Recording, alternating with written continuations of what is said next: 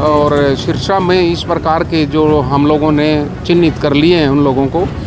और उनकी गायों को पकड़ के हम गौशाला में छोड़ने जा रहे हैं। उनके ऊपर पेनल्टी भी लगा रहे हैं, उनके ऊपर पब्लिक हेल्थ की तरफ से भी पेनल्टी है। उनके सीवरेज को वो लोग जाम कर रहे हैं, उसमें गोबर फैला रहे हैं, वो एनिमल क्रूएल्टी भी कर रहे हैं। जहाँ पर 2 गायें रखी जा सकती हैं वहाँ पर वो 10-10 गायें, ये भी पता लगा है कि वो कंजेशन कर, तो एनिमल हस्बेंड्री डिपार्टमेंट क्रूएल्टी वाले नोटिस भी दे रहा है उनको। और हम उनकी गायों को पकड़ के और गौशाला में वो छोड़ने जा रहे हैं ताकि इस प्रकार की चीज़ ना। और दूसरा, हम उसके फ़ोटो और ये भी कर रहे हैं, एक मैपिंग, एक शहर के लेवल पे ही एक सर्वे कर रहे हैं कि कौन सी गायें किसकी है, ताकि जब भी वो रोड के ऊपर हमारे को कभी भी घूमती हुई मिल गई तो हम तुरंत ये कहेंगे ये उसकी गायें हैं और उसके खिलाफ एक्शन हो जाएगी। गायें पकड़ी भी जाएगी और उसके खिलाफ एक्शन भी होगी। नहीं तो कई बार हमारे को ये नहीं पता लगता था कि गायें पकड़ तो ली और गौशाला में छोड़ दी, ये थी किसकी, उसके खिलाफ एक्शन नहीं होती थी। तो अब ये चीज़ भी चालू कर दी है कि फ़ोटो के साथ गाय का फ़ोटो होगा, उस मालिक को उसके साथ खड़ा किया जाएगा और फिर जब भी वो गाय पकड़ी जाएगी तो उसके साथ मिलान किया जाएगा और उनकी टैगिंग करके हम गौशाला में रखें। सफाई व्यवस्था को चुस्त दुरुस्त करने के लिए सरकार और प्रशासन की तरफ से एक सघन अभियान चलाया जा रहा है, जिसमें सभी विभाग, क्योंकि इशू ये केवल सफाई ऊपरी सतह पे देखने का नहीं है कि ये म्यूनिसिपैलिटी से रिलेटेड है या कोई पब्लिक हेल्थ से, कोई विषय किसी विभाग से संबंधित है, कोई विषय किसी से संबंधित है, उन सभी को चिन्हित किया जा रहा है और उन सब का निराकरण किया जाएगा, ताकि समय रहते हम चाहते हैं 1 हफ्ते के अंदर अंदर अगर कहीं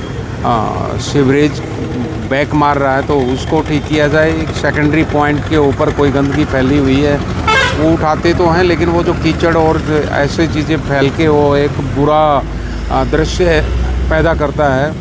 उसको ठीक करने के लिए वहाँ थोड़ी टाइलें वगैरह इस तरह की चीज़ें लगा के ताकि सफाई प्रॉपर हो सके और दवाई वगैरह का छिड़काव भी करें उसके बाद।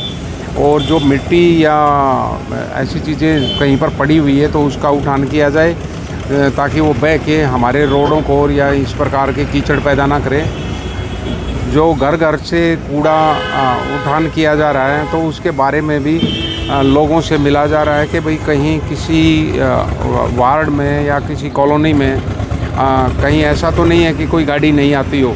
उसके लिए हम लोगों ने टोल फ्री नंबर जारी कर रखे हैं, ऐप जारी कर रखी है। लोग जो हैं उसके ऊपर कूड़े की कहीं भी ऐसी बात है जिसकी व्यवस्था नहीं हो रही है तो वो हमारे को सूचित कर सकते हैं और तुरंत उसको हम वैसे तो 24 घंटे का टाइम है, लेकिन हम लोगों ने यहाँ पर 6 घंटे के लिए निर्धारित किया कि 6 घंटे के अंदर अंदर रिस्पॉन्स मिले और वहाँ से उस कूड़े का उठान हो जाना चाहिए और दोबारा से वहाँ पर ना आए जहाँ एक बार हमारे को ये पता लग जाता है। और कूड़े के अलावा जो स्वीपिंग वर्क है वो भी उससे पहले हो जाना चाहिए। लेकिन एक चीज़ और देखने में आई है कि स्वीपिंग तो हो जाती है, सुबह ये लोग 5 बजे शुरू हो जाते हैं, स्वीपिंग हो जाती है और जब आप 9 बजे तक देखेंगे तो बहुत अच्छे ढंग से आपको स्वीपिंग और या सफाई मिलेगी, जैसे बाज़ारों में या और कुछ है। तो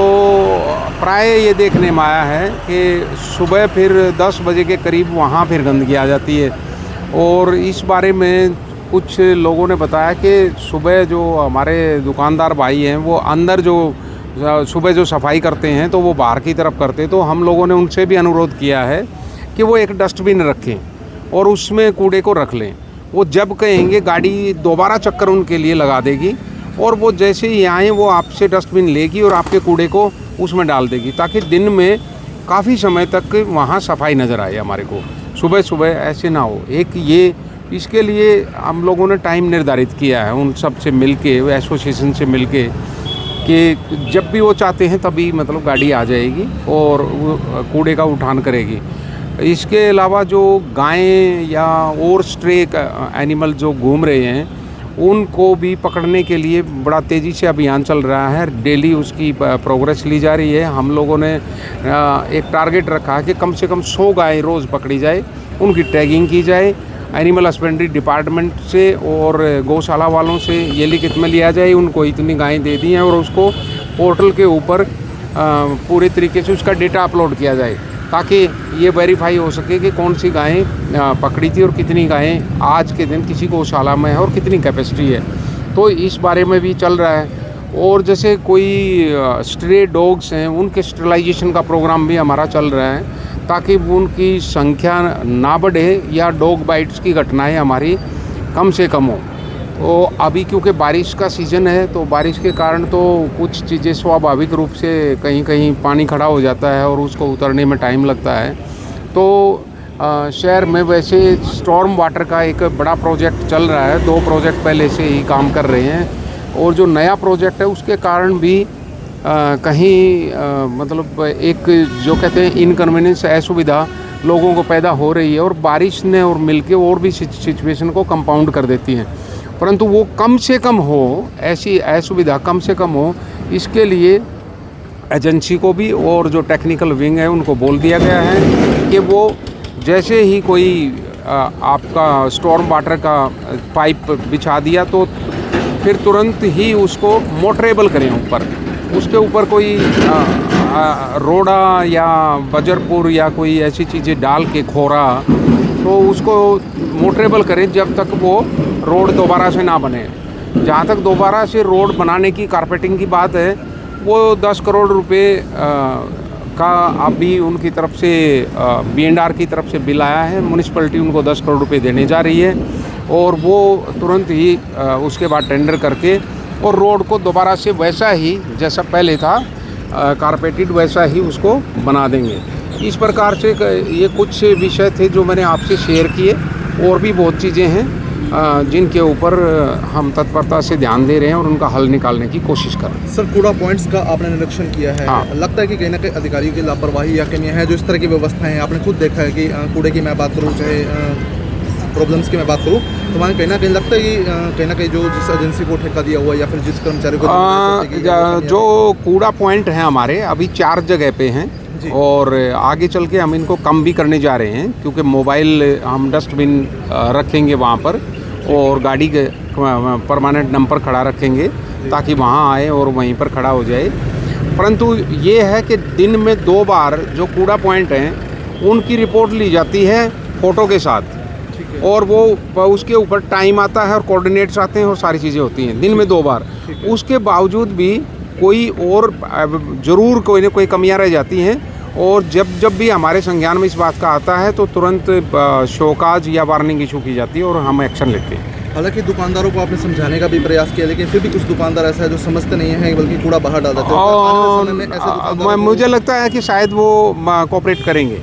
अब हाँ, जो उनकी तरफ से हमारे को एश्योरेंस आश्वासन मिला है, वो चाहते हैं कि जब प्रशासन इस मुस्तैदी से काम कर रहा है जो, और एक सफाई तो सबके लिए एक परम धर्म वाली बात है, और ख़ास तौर पर जब क्योंकि सफाई से संबंधित स्वास्थ्य भी जुड़ा हुआ है। अगर सफाई ठीक होगी, व्यवस्था होगी, तो स्वास्थ्य भी होगा। तो वो लोग, उन्होंने पूरा एश्योरेंस दिया है कि जी जो आप चाहते हैं कि हम डस्टबिन में रखें, हम डस्टबिन में आपको कूड़ा मिलेगा, और गाड़ी जो भी टाइम उन्होंने बोला है म्यूनिसिपैलिटी उसी टाइम पे गाड़ी उनके पास भेजेगी और वो कूड़ा उसमें डालेंगे। मुझे लगता है इससे ज़्यादा नहीं तो 80-90% तो मतलब ज़रूर फ़र्क आएगा। कोई एक आधा वैसा हार्ड नट वैसा केस होगा तो उसको दूसरे ढंग से डील कर लेंगे। गोवंश को पकड़ने की आपने बात की है, सर, लोग बताते हैं कि कुछ डेयरी संचालक हैं जो गोवंश को सड़कों पे छोड़ देते हैं। हाँ, बिल्कुल सही बात आपने पॉइंट आउट की। और सिरसा में इस प्रकार के जो हम लोगों ने चिन्हित कर लिए हैं उन लोगों को, और उनकी गायों को पकड़ के हम गौशाला में छोड़ने जा रहे हैं। उनके ऊपर पेनल्टी भी लगा रहे हैं, उनके ऊपर पब्लिक हेल्थ की तरफ से भी पेनल्टी है। उनके सीवरेज को वो लोग जाम कर रहे हैं, उसमें गोबर फैला रहे हैं, वो एनिमल क्रुएल्टी भी कर रहे हैं। जहाँ पर 2 गायें रखी जा सकती हैं वहाँ पर वो 10-10 गायें, ये भी पता लगा है कि वो कंजेशन कर, तो एनिमल हस्बेंड्री डिपार्टमेंट क्रुएल्टी वाले नोटिस भी दे रहा है उनको, और हम उनकी गायों को पकड़ के और गौशाला में वो छोड़ने जा रहे हैं ताकि इस प्रकार की चीज़ ना। और दूसरा, हम उसके फ़ोटो और ये भी कर रहे हैं, एक मैपिंग, एक शहर के लेवल पे ही एक सर्वे कर रहे हैं कि कौन सी गायें किसकी है, ताकि जब भी वो रोड के ऊपर हमारे को कभी भी घूमती हुई मिल गई तो हम तुरंत ये कहेंगे ये उसकी गायें हैं और उसके खिलाफ़ एक्शन हो जाएगी। गायें पकड़ी भी जाएगी और उसके खिलाफ़ एक्शन भी होगी। नहीं तो कई बार हमारे को ये नहीं पता लगता था कि गायें पकड़ तो ली और गौशाला में छोड़ दी, ये थी किसकी, उसके खिलाफ़ एक्शन नहीं होती थी। तो अब ये चीज़ भी चालू कर दी है कि फ़ोटो के साथ गाय का फ़ोटो होगा,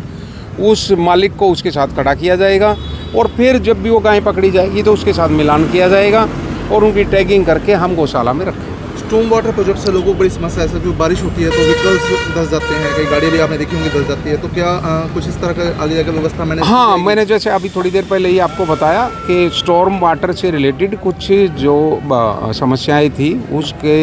वो कम की जा सकती हैं, डेफिनेटली वो कम की जा सकती हैं। सारी तो ख़त्म करना संभव नहीं है क्योंकि वो तो खुदाई तो होगी ही होगी, पाइप तो बिछेगा ही बिछेगा, तो ख़त्म तो, लेकिन वो कम ऐसे की जा सकती हैं कि जैसे ही वो खुदाई होती है उसकी एक तो मिट्टी को हम दूसरी तरफ, अगर हमारे पास जगह है, रोड की साइड में ना डाल के दूसरी साइड में डालें खुदाई करते वक्त, और फिर जैसे ही पाइप बिछ गया, क्योंकि उस सेटलिंग में टाइम लगता है, पाइप की सेटलिंग नीचे आपको कंक्रीट डालना है, वो एक पर्टिकुलर शेप में होना चाहिए और तो उसमें थोड़ा सा टाइम लगता है। तो जैसे ही वो सेटल हो गया और मिट्टी हमने ऊपर डाल दी तो उसके ऊपर खोरा या कोई बजरपुर या थोड़ी सी ऐसी चीज़ डाली जाए जिससे मोटरेबिलिटी बनी रहे जब तक हम इसको पक्का ना बनाएं।